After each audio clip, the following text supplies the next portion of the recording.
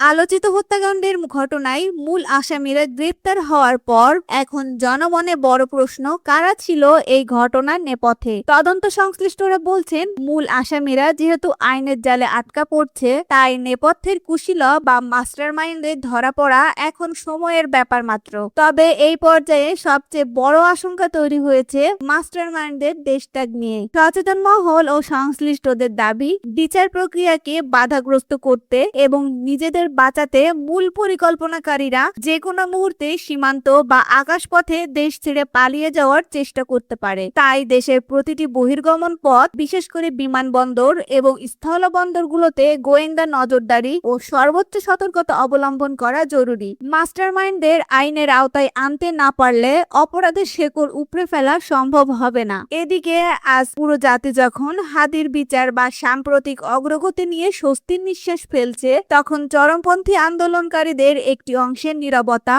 ও অসন্তুষ্টি জনমনে গভীর রহস্যের জন্ম দিয়েছে। দেশের আপামর জনতা যেখানে ন্যায় বিচার প্রতিষ্ঠায় উচ্ছ্বসিত, সেখানে এই বিশেষ গোষ্ঠীর খুশি হতে না পারাটা তাদের প্রকৃত উদ্দেশ্য নিয়ে প্রশ্ন তুলছে। কেন তারা এই সাফল্যে সামিল হতে পারছে না, তা খতিয়ে দেখার দাবি উঠেছে।